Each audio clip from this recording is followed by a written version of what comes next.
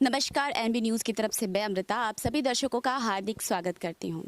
दर्शकों, बचपन के दिन भी क्या दिन थे। आज कोरोना महामारी की वजह से बच्चों का बचपन घरों में कैद हो गया है। अब तो आशंका ये भी जताई जा रही है कि कोरोना का तीसरा लहर वो बच्चों पे ही आक्रमण करेगा।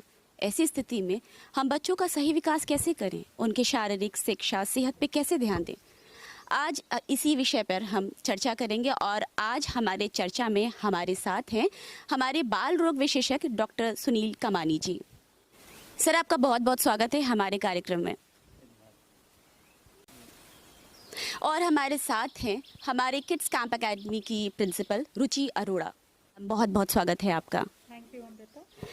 घर में एक माँ का रोल क्या होता है, आज इसी विषय पर हम बात करेंगे अपनी महिमा गांधी जी से। महिमा जी, आपका बहुत बहुत स्वागत है।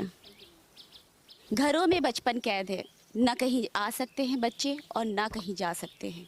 तो चलिए हम पहला सवाल करते हैं अपने बाल रोग विशेषज्ञ डॉक्टर सुनील कमानी जी से। सर, इस टाइम पे बच्चे कहीं आ जा नहीं रहे हैं, ऐसा लग रहा है कि उनका शारीरिक विकास रुक सा गया है। इस स्थिति पे कुछ प्रकाश डालिए। धन्यवाद अमृता। बच्चों का शारीरिक विकास बहुत ही महत्वपूर्ण है और इस कोरोना काल में उनके शारीरिक विकास का ध्यान देना सारे समाज के साथ साथ माँ बाप की जिम्मेदारी भी है। ऐसी स्थिति में मेरी सलाह ये है कि माँ बाप उनको पौष्टिक आहार दें और उनके साथ बच्चों जैसा और दोस्त जैसा ही व्यवहार करें। कहते हैं स्वस्थ शरीर के लिए स्वस्थ मन का होना बहुत ज़रूरी है। तो आइए अगला सवाल हम पूछेंगे रुचि मैम से कि किस तरह से हम बच्चों की मानसिक स्थिति और शिक्षा पर उन ज़्यादा फोकस करें और बेहतर बनाने के लिए ऑनलाइन क्लासेस में हम क्या बदलाव कर सकते हैं। जी मैम। अमृता, जहाँ तक तुमने पूछा कि मानसिक स्थिति बच्चों की, नो डाउट घर में बैठे बैठे कैद हो चुके हैं तो मन में एक निर्बलता, एक नेगेटिव एटीट्यूड, चिड़चिड़ापन आ रहा है।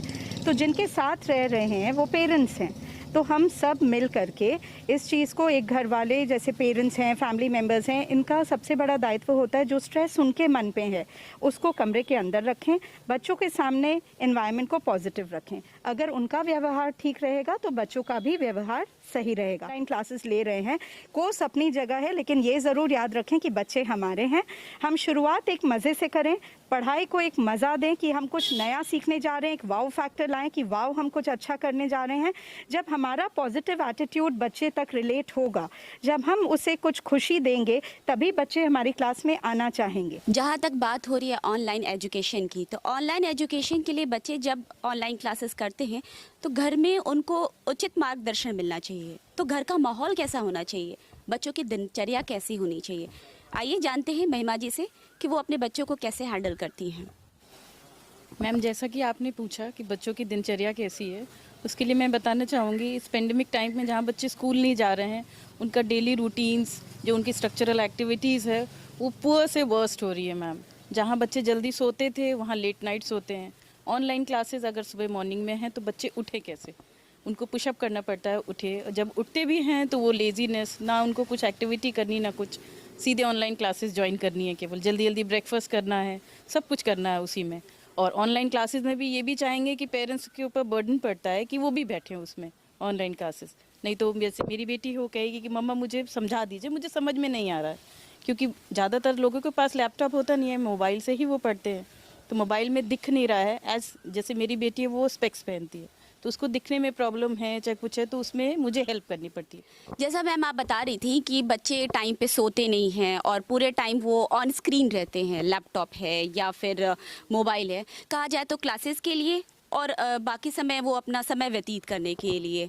तो ऐसी स्थिति में मैं सर आपसे जानना चाहूँगी कि बच्चों की दिनचर्या जो लैपटॉप पे बीत रही है, ऑन स्क्रीन बीत रही है, उनके आईज़ पे, उनके शारीरिक विकास पे किस तरह से असर डाल रहा है, और जो बच्चे लेट नाइट जाग रहे हैं वो किस तरह से उनके लिए हार्मफुल है। स्क्रीन पे देखना, पढ़ना निश्चित तौर पे नैसर्गिक नहीं है, क्योंकि ऐसी स्थिति में बच्चों का एकोमोडेशन बहुत ज़्यादा, बहुत देर तक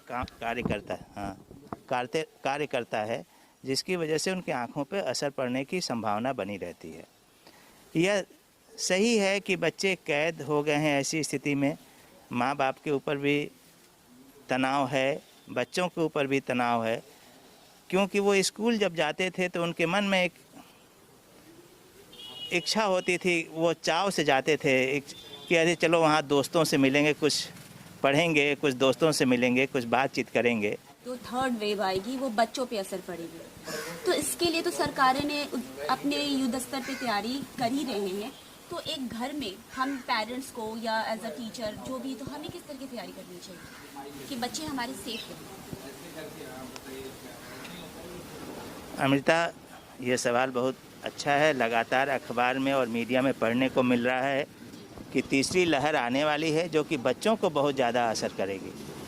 लेकिन जहाँ तक हमारी अकादमी यानी कि भारतीय शिशु रोग अकादमी का मानना है कि किसी भी पेंडेमिक में लहरें आती हैं, जैसा कि हम सब जानते हैं दूसरी लहर चल रही है और बहुत विनाशकारी हुई, जिसका कि हमें वाकई अंदेशा नहीं था कि दूसरी लहर कब आएगी और कितनी बड़ी आएगी। ठीक उसी प्रकार से तीसरी लहर भी आने वाली है, ऐसा अंदेशा है, लेकिन कब आएगी और कितनी बड़ी आएगी इसका कोई अंदाज़ा अभी नहीं लगाया जा सकता। वो बच्चों पे ज़्यादा असर करेगा? हाँ, मैं बता रहा हूँ। जैसा कि पहली लहर में भी या दूसरी लहर में भी बच्चों की रोग से लड़ने की क्षमता विशेष तौर पे वयस्कों से ज़्यादा होती है, और जैसा कि देखा गया है कि परसेंटेज ऑफ इन्फेक्टिविटी अगर देखा जाए तो वो करीब करीब बराबर है, वयस्कों के बराबर ही है, लेकिन उनके अंदर इसकी गंभीरता बहुत ज़्यादा नहीं पैदा हो पाई। और तीसरी लहर में भी जो आएगी इसकी वजह से सिर्फ बच्चे ज़्यादा प्रभावित होंगे, ऐसा कह पाना मुश्किल है। हमारी अकादमी ऐसा नहीं मानती है, लेकिन किसी भी स्थिति के लिए हमको तैयार हमेशा रहना चाहिए। अंग्रेजी में कहते हैं कि we should be prepared for the worst, hope for the best and prepared for the worst. प्रथा के तौर पे देखा जाए तो वैक्सीनेशन नाम सिर्फ बच्चों के लिए था कोरोना के पहले। मैं तो शिशु रोग विशेषज्ञ हूँ, वैक्सीनेशन भी करता हूँ, मेरे बच्चों का भी हुआ है। और वयस्कों का वैक्सीनेशन थोड़े बहुत कुछ बीमारियों के लिए होता है, जिसकी कि जागरूकता नाम की चीज़ अपने देश में करीब करीब नहीं के बराबर है।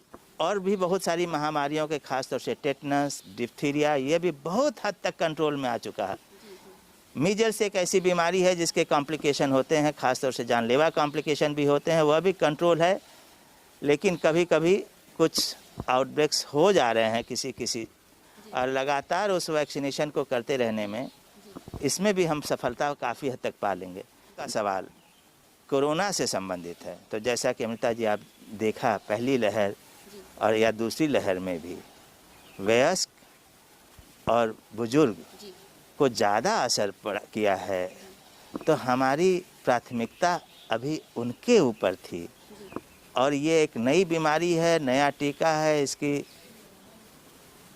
बनने की गति भी पकड़ रही है, तो हमारी प्राथमिकता उनको देने की थी और बच्चों को भी दी जाएगी, लेकिन इनके ऊपर भी ट्रायल चल रहा है। और जब सेफ समझ लिया जाएगा और हम उनको कंट्रोल रूप से टीकाकरण उनका कर लेते हैं और ट्रायल में अच्छे रिजल्ट आने के बाद बच्चों का भी किया जाएगा, लेकिन अभी इसका निश्चित समय बताना थोड़ा कठिन है। मैं आपसे जानना चाहूँगी, जो यंग एज के बच्चे हैं, जो थोड़े हायर स्टडीज़ में हैं और आगे बढ़ रहे हैं, उनमें बहुत चिड़चिड़ापन आ रहा है क्योंकि उनके पास अपने फ्रेंड्स नहीं है मिलने के लिए, कोई स्पोर्ट्स नहीं है खेलने के लिए, वो फील्ड में नहीं जा सकते। तो इस टाइम पे उनको अपने एजुकेशन पे कैसे ध्यान रखना है और उनका घर में उनके पेरेंट्स उनका कैसे ख्याल रखें?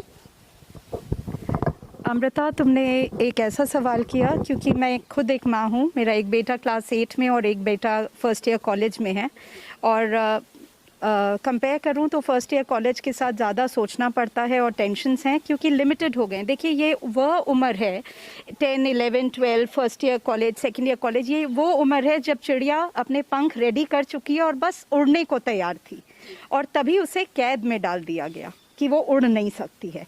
तो इस टाइम पे जाहिर है कि वो फ्रस्ट्रेटेड फील करेंगे, उन्हें उड़ने नहीं दिया जा रहा है, उन्हें बाहर जाने नहीं दिया जा रहा है। नाम को उन्होंने कॉलेज या 11-12 में एडमिशन तो ले लिया है, लेकिन उन्होंने ना दोस्ती देखी है, ना कॉलेज लाइफ देखी है। तो इन चीज़ों में मैं ये कहूँगी शिकायत करना तो बहुत आसान है और सबके पास बहुत सारी शिकायतें हैं, इफ्स हैं, बट्स हैं। बट मैंने as a mother, as a teacher काफ़ी प्रोफेसर्स के साथ ये डिस्कशंस किए और हम लोगों ने ये सोचा कि हाँ ठीक है, interaction is the only way out. हमारे बच्चे बाहर जाते थे, लेकिन आज हम जिसको कहते हैं कि खाद बनाना, जैसे मैं आपको एक एग्जांपल दूं कि मेकिंग मैन्योर फ्रॉम गार्बेज, इसको हम यूज़ कर सकते हैं इस टाइम पे अपनी निजी लाइफ्स में। जैसे कि ये टाइम दुखद है, हमारे बच्चे निकल नहीं पा रहे हैं, लेकिन हमारे पास इंटरनेट हर घर में आ चुका है। The world is interconnected and globally connected together. 24 hours काम हो रहा है। आप घर बैठे बैठे यूरोप के कोई प्रोफेसर से बात कर सकते हैं, आप सिंगापुर में कोई प्रोफेसर से बात कर सकते हैं, कोई टीचर से बात कर सकते हैं। मैंने ये जैसे हम लोगों ने ये चीज़ें सोची कि क्यों ना ऐसे कोई वर्कशॉप्स देखें, कुछ चीज़ें बच्चों को इन्वॉल्व करें जिसमें इंटरनेशनली या नेशनली, या मान लीजिए मैं गोरखपुर में रह रही हूँ, मेरा कोई कज़न दिल्ली में रह रहा है, तो उस बच्चे के साथ या 4-5 बच्चे मिल करके रोज़ 40 मिनट्स का टाइम अगर इंटरैक्शन में कोई टॉपिक को दे दें, हफ्ते में 3 दिन, एक दिन छोड़ के एक दिन, हफ्ते में एक दिन अगर कोई टॉपिक दिया जाए कि इस बात पे चर्चा होगी, आप बोलिए, तो बच्चों की सोचने की क्षमता भी बढ़ेगी। हफ्ता भर उन्हें मिल सकता है उस बारे में डिस्कस करने के लिए, उसके बारे में रिसर्च करने के लिए, उस बारे में लिखने के लिए और फाइनली अपने आप को प्रेजेंट करने के लिए। क्योंकि आज ये तो हम जानेंगे ही कि पब्लिक स्पीकिंग, आप एक पब्लिक स्पीकर हैं तो स्पीकिंग कितनी इम्पॉर्टेंट है हर एक के लाइफ में, और हम ये भी सोच रहे हैं कि घर बैठे बैठे वो सब ज़ीरो होता जा रहा है। तो ज़ीरो क्यों कर रहे हैं हम? हमारे हाथ में इंटरनेट है, हमारे हाथ में हमारा फ़ोन है, जिससे हम अपनी बात कहीं से कहाँ तक पहुँचा सकते हैं घर बैठे ही। तो इस चीज़ को कनेक्ट करें, पेरेंट्स इस बारे में सोचें, उनके साथ जो भी सोर्सेज हैं, टीचर्स इस बात को सोचें कैसे एक स्कूल के बच्चे को दूसरे स्कूल के बच्चों के साथ रिलेट किया जाए, कंपटीशन कराए जाएं, इंटरैक्टिव कंपटीशन स्कूल में ऑनलाइन कराए जाएं, प्रेजेंटेशन ऑफ सेलिब्रेशंस कराए जाएं, जैसे कोई भी त्यौहार आने वाला है उस विषय में, उसके बारे में आप फैंसी ड्रेस कर सकते हैं, आप इंटरैक्शन लेवल पे एक डिबेट रख सकते हैं, बच्चे की सोचने की शक्ति बढ़ाई जाए। A true teacher is the one who makes the child to think, not to mug what he has been taught. आपने प्रश्न दे दिया उसने, हाँ हाँ कि बात हो रही है शिक्षा पे और उनको बिजी रखने की। हाँ। जैसा कि महिमा जी अपने घर में देख रही होंगी, जहाँ तक मैं सही हूँ, कि बच्चे ऑनलाइन क्लास कर रहे हैं और उनके सिर्फ सुनना है उन्हें, वो राइटिंग प्रॉब्लम जो कि भाषा और व्याकरण, जिन पे स्पेलिंग्स, इन पे फोकस नहीं हो पा रहा होगा महिमा जी, जैसा आप सोच रहे होंगे। तो इस स्थिति में बच्चे की भाषा, व्याकरण, जो भी ग्रामर पोर्शन है, किस तरह से इस पे वर्क कर सकते? देखिए, जहाँ तक बच्चे की भाषा की बात आती है, इंटरैक्शन बोलने से ही ठीक होगा, ठीक है। लैंग्वेज, भाषा भी डेवलप तभी होगी जब बोलने से होगी। ये तो स्कूल्स कर रहे होंगे। हाँ, प्रॉब्लम अगर कुछ है, जो कि मेरे साथ जो होता है, जो मैं पेरेंट्स से इंटरैक्ट करती हूँ, तो मेरे सामने आता है रिटन। सबसे बड़ा चैलेंज रिटन हो चुका है। पहले बच्चे 6 घंटे 5 घंटे स्कूल रहा करते थे, जिसमें 20 पेज 15 पेज रोज स्कूल में लिखा करते थे, फिर घर आके 4-6 पेज होमवर्क करते थे, जो घट के अब मुश्किल से 4 पेज हो गया होगा एक दिन का। तो जाहिर तौर पे स्पीड भी कम हो गई होगी राइटिंग की, राइटिंग बुरी भी हो गई होगी क्योंकि कैजुअल अप्रोच आ चुका है। और ऑनलाइन क्लासेस भी आप बताइए 4-6 घंटे कौन करा पाएगा लगातार, और कराना क्या वो बच्चा उतना ले पाएगा? आप दे तो दोगे, लेकिन क्या अब्जॉर्प्शन पावर भी उतना होगा? तो जाहिर तौर पे मैं कहूँगी सफरिंग एक जगह पे है, वो है रिटन पे। तो रिटन पे काम, जैसे मैं आपको एक छोटी सी बात बताऊं, मैं बहुत छोटी सी थी तब, तो मेरे घर में ये नियम था कि मेरी दादी बहुत ज़्यादा पढ़ी लिखी नहीं है, वो 10th तक पास थी उस टाइम पे, और उनका एक नियम था, 2 तकिए लगाती थी, ऊपर एक कोई मैट बिछाती थी और मुझे कहती थी रोज़ एक पेज तुम कहानी लिखो, मैं तुम्हें कहानी सुनाऊंगी और तुम कहानी लिखो। ये मैं हिंदी में किया करती थी, 1 पन्ना राइटिंग, लेकिन उनका शर्त ये था वो राइटिंग सुंदर होनी चाहिए। ये तो आप कहेंगी ना, इसके लिए कोई बड़ा शैक्षिक या कोई टिपिकल टीचर नहीं चाहिए, बस आपको ये मोटिवेट करना है कि बेटा चलो सुंदर लिख लेते हैं। जहाँ पेरेंट्स एजुकेटेड नहीं हैं, हाँ, जो अभी उतने शिक्षित नहीं है, राइट, तो उनके लिए ये चुनौती आती है सामने बच्चों की। देखिए, जहाँ पेरेंट्स शिक्षित नहीं, माने एजुकेटेड नहीं है, उस जगह पे उनको प्रॉब्लम है कि समझाओ कैसे, क्योंकि ऑनलाइन क्लास से तुरंत ग्रास्पिंग भी नहीं हो पा रही है। हाँ, और कई बार देखिए जो स्मार्ट बच्चे होते हैं वो तो अपने डाउट्स पूछ भी लेंगे, वो बोल्ड हैं, वो पूछ लेंगे मुझे नहीं समझ में आया, टीचर समझा देगी, अगर क्लास इंटरैक्टिव है तो। सबसे पहले स्कूल्स का मेरे ख्याल से दायित्व ये होना चाहिए कि हम क्लासेस को इंटरैक्टिव बनाएं और क्लासेस को ऐसा बनाएं जिसमें उतने बच्चे हों कि टीचर्स उसका 20-25 बच्चे हों, ये आराम से किया जा सकता है अगर कोई दृढ़ निश्चय करे तो। मैम जैसा आप बता रही हैं कि 20-25 बच्चों हाँ, को रख के कर सकते हाँ। हैं, तो वैसे तो हम ऑफलाइन क्लासेस करते हैं, हाँ। तो बच्चों के एक्सप्रेशन से आप ये जान जाती हो बिल्कुल। कि बच्चा समझ रहा है या नहीं समझ रहा है। ये प्रॉब्लम आपको मुझे लगता है कि ऑनलाइन क्लासेस में आती होंगी कि बच्चे को समझ में आ रहा है, क्योंकि एक लिमिट होता है, इतने लिमिट तक मुझे ये लेक्चर देनी है, मुझे बच्चे को समझाना है। तो ऐसा होता होगा कि बच्चे पूरी तरह से ना समझ पाए, और नेक्स्ट के लिए आपको किस तरह से फिर उनको आगे बढ़ाने के लिए करती हैं? देखिए अमृता, मैं कहूँ मुझे 1 साल हो गया ऑनलाइन क्लासेस इंटरैक्टिव करते हुए अपने स्कूल में, तो बहुत चैलेंजेस सामने आए, और मज़ा तो तभी है जब दिक्कतें आएँ और आप उस पर काम करके उस पर उभर के आएँ।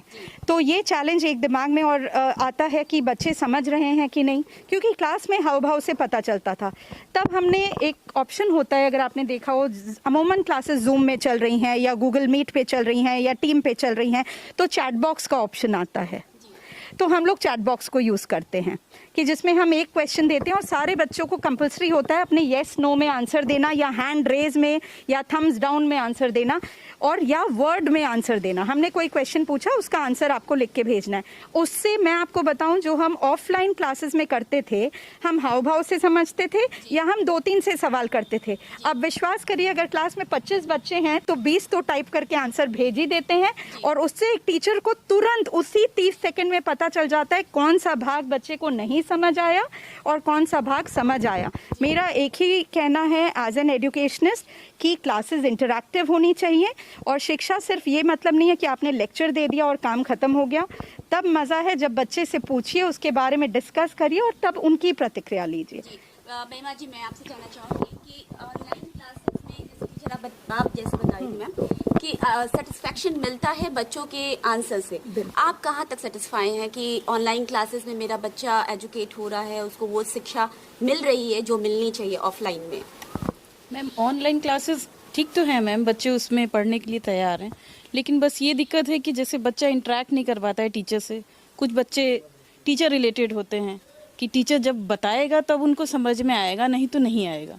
वो फ्रस्ट्रेशन में पेरेंट्स पे आता है कि मम्मा हमको समझ में नहीं आ रहा है, मैम जो बोल रहे हैं वो मुझे समझ में नहीं आ रहा है। तो नेक्स्ट क्लास में अगर वो कन्वे नहीं हो पाता है तो वो एक मैम अपने आप को डाउन कर लेते हैं।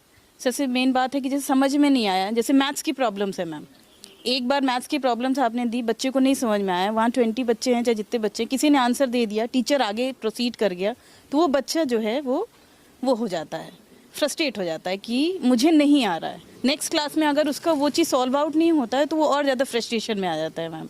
तो ये ऑफलाइन में नहीं होता था मैम। मान लीजिए उसने नहीं पता किया तो उस टाइम टीचर उसको पता करवाती थी। मेन चीज़ इंटरेक्शन की है मैम। मैम क्या लगता है आपको कि आप ऑनलाइन क्लासेस करा रही हैं बच्चे को, और कभी कभी ये फील आता होगा कि हम जब घर से पढ़ा रहे हैं तो हम स्कूल को इतने फीस क्यों दें, तो ये दिमाग में आता होगा, तो आप कैसे खुद को संतुलित करते हुए? Ma'am during this pandemic time ये तो बहुत बड़ा इशू है मैम कि कैसे किसी की फ़ीस दी जाए मैम, क्योंकि मेरे 2 बच्चे हैं मैम, दोनों की फ़ीस देना, क्योंकि इस समय बिजनेस है चाहे किसी का जॉब है, सब कुछ ठप है मैम, कुछ नहीं है इस समय, सब लोग अपने अपने घर में कैद हैं इस समय। तो ये थोड़ा सा लगता है कि थोड़ा सा रिलीफ अगर फ़ीस डिडक्शन हो जाता तो ज़्यादा उसमें बेटर रहता। तो इसके लिए थोड़ा सा हम वो करेंगे आपसे मैम, प्रोस्यू करेंगे कि इसके लिए कुछ ना कुछ होना चाहिए मैम। जी जी, जैसा मैम फीस के बारे में आप बता रही थी, तो इस पे as a teacher, as a principal आपकी क्या प्रतिक्रिया होनी चाहिए? जब से सेकेंड वेव ने अपना प्रकोप दिखाया है, कुछ महीने पहले हम सब ने ये सोचा था समय बेहतर हो गया है, स्कूल खुलने वाले हैं, और सारे स्कूल्स ने ज़ोर शोर से सरकार के कहने पे तैयारी भी शुरू की और स्कूल खुलने की पूरी संभावना बन चुकी थी, स्कूल्स खुले भी।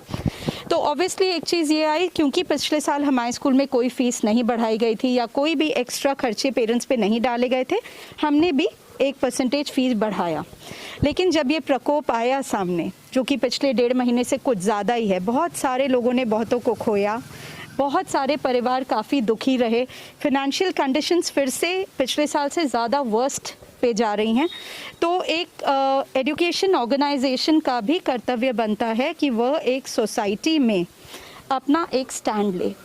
जो कि बिल्कुल ईमानदारी से कहूँ कि 15-20 दिन से दिमाग में घूम रहा था और ये प्लेटफॉर्म मिला, इसलिए मैं शेयर करना भी चाहूँगी।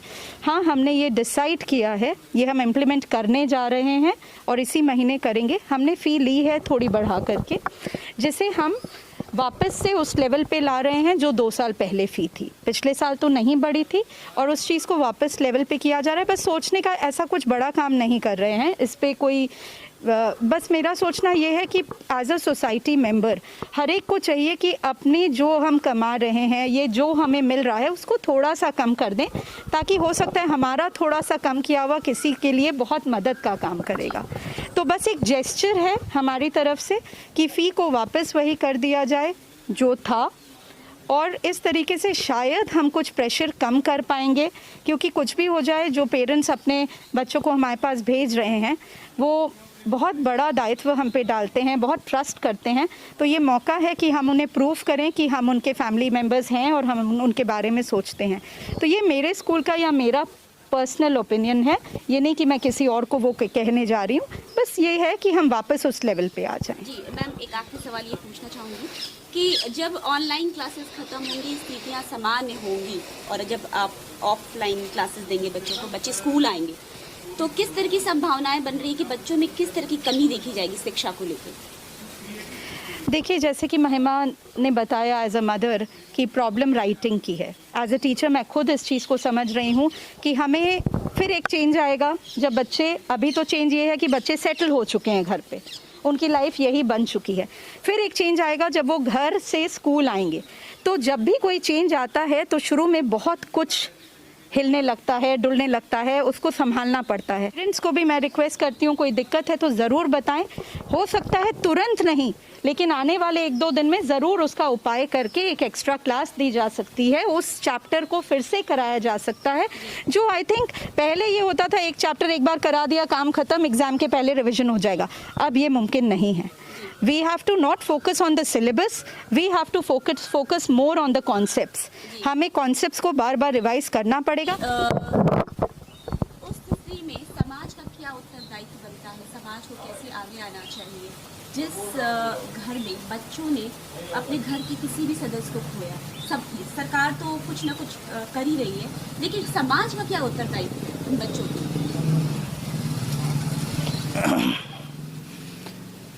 सवाल थोड़ा कठिन है, ख़ासतौर से अपने भारतीय परंपराओं में, क्योंकि पहले अपने देश में संयुक्त परिवारों का चलन हुआ करता था और परिवारों में जब बहुत सारी विषमताएं भी रहते हुए भी वो परिवार बहुत अच्छे ढंग से चला करते थे। कठिन से कठिन परिस्थितियों में भी वो परिवार अपने कठिन परिस्थितियों के झंझावात एकजुट होने के नाते निभा ले जाता था। लेकिन अब मॉडर्न इंडिया में या यूँ के विकासशील भारत में परिवार छोटे होते चले गए, एकाकी होते चले गए। ऐसे में ख़ास तौर से इकोनॉमिक यानी कि फाइनेंशियल बर्डन के अलावा मानसिक आघात बहुत मायने रखता है। तो जैसा कि आपका सवाल है, ऐसी स्थिति में समाज का बहुत बड़ा उत्तरदायित्व बनता है, हार रखना पड़ेगा। अगर उस बच्चे को कहीं से भी दुत्कार का एहसास हुआ, वह इतना परमानेंट लकीर खींच देगा उसके दिमाग पे कि बाद में उसको मिटाने में हमें बहुत बहुत बहुत तकलीफ़ों की, हम कोशिश करके भी उसको मिटा नहीं सकते। बहुत कोशिश करेंगे, फेड आउट कर सकते हैं, लेकिन मिटा नहीं सकते। कच्ची मिट्टी को जिस आकार में ढालो वो, तो ऐसी स्थिति में उसके नाजुक मन को बहुत प्यार से संभालना पड़ेगा। हमारे दर्शकों के लिए एज अ बाल रोग विशेषज्ञ के तौर पे आप क्या देना चाहेंगे? जैसे कि सभी जानते हैं कि घर में माँ जो होती है वही सबको संभालती है। तो एज अ मदर मेरा यही कहना है कि इस पैंडेमिक टाइम में बच्चों के फ्रेंड्स बनिए। आज आमंत्रित सभी अतिथियों का बहुत बहुत धन्यवाद करूंगी और धन्यवाद देना चाहूँगी कि आपने बहुत अच्छी बात बताई हमारे दर्शकों को। उम्मीद है कि हर घर में हर पेरेंट्स अब इसी तरह से बच्चों का ख्याल रखेंगे, उन्हें समझेंगे और आपकी कही हुई बातों को भी समझेंगे। बहुत बहुत धन्यवाद एक बार फिर से। हर रात के बाद सवेरा ज़रूर होता है, इसी उम्मीद के साथ हम आज के इस अंक को यहीं समाप्त करेंगे। अगले अंक में, अगले अध्याय में एक नए विषय के साथ मिलूंगी। तब तक के लिए आज्ञा दीजिए। नमस्कार।